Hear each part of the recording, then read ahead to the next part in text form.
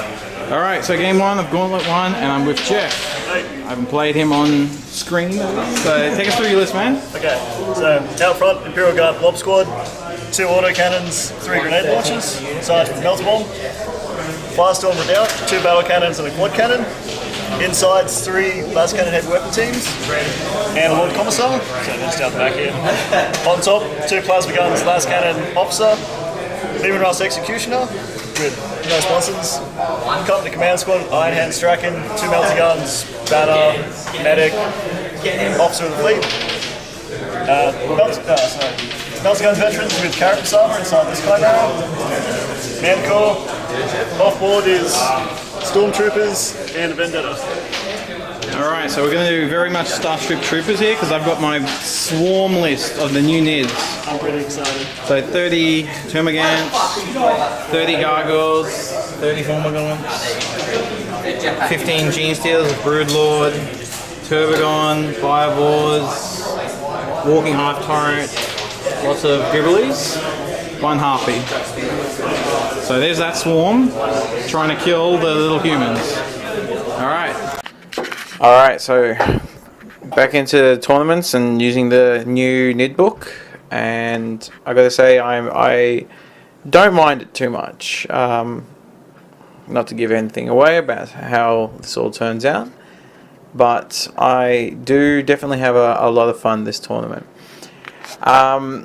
So getting into the game, and then I'll talk a little bit about where I got the inspiration for the list. So I was actually reading one of the websites I read is Frontline Gaming, and there was a post by somebody there to kind of refute Reese's big downer on NIDs, and some of the ideas was all about adrenal glands, like just getting everything fast moving assault, so fleet, and I liked it, and so I kind of built, this is what this army, this is a swarm army.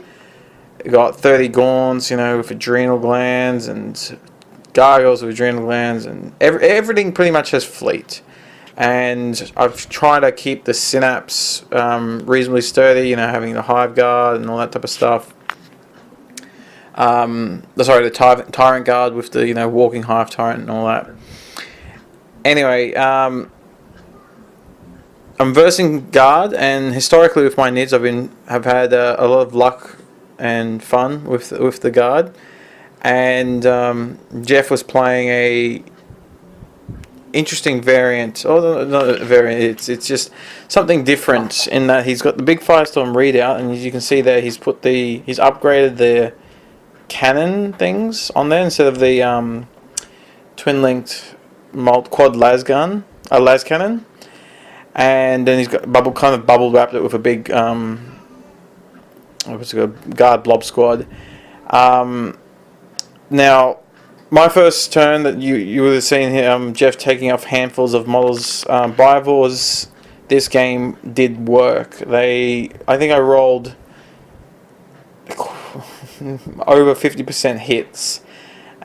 So whatever I was shooting at, I was taking off bunches of guardsmen, and that really saved my bacon. I think it was just taking off a lot of the guardsmen, and then his counter shooting didn't do as much.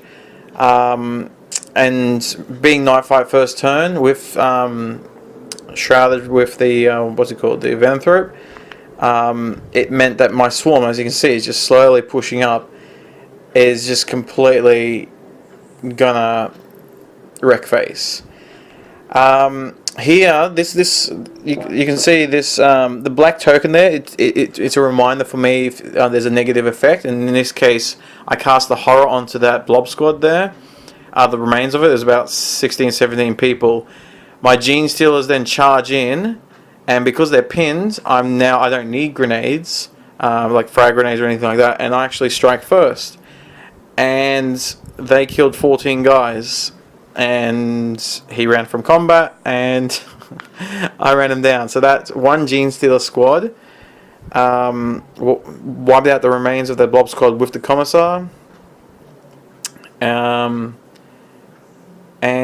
yeah, I mean, he was very unlucky with the leadership roles, but I don't know. I think this was a very good starter game with the Nids.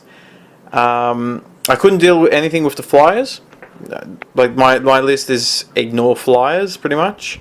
So the Vendetta flies around, does what it needs to do, and I just ignored it. For me, I was just trying to kill all the scoring troops, all the big tanks, etc., etc.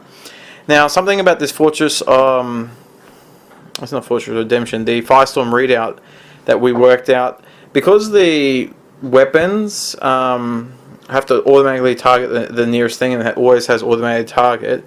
But there's a special rule in there that's saying that all the automated weapons have Skyfire, and Jeff and I were trying to work out, does that mean that the cannons that are a free upgrade on these Firestorm readout are now Skyfiring, which means they can't fire because they don't have intercept? It was just hilarious, these giant blast templates with Skyfire. We couldn't work it out, so we just played it as if it didn't have Skyfire. Something else that we found out, so I jumped my gargoyles on the top of the building there.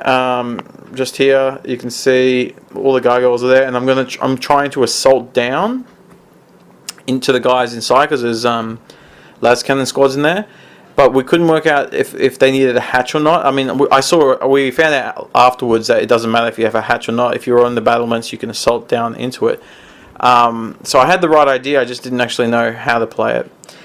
Anyway, that was a fun game. I got the major victory, 20 points to 1. And as I said, really good intro game for this type of big swarm list.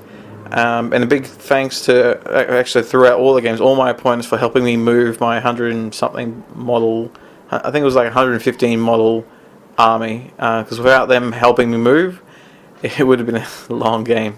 Alright.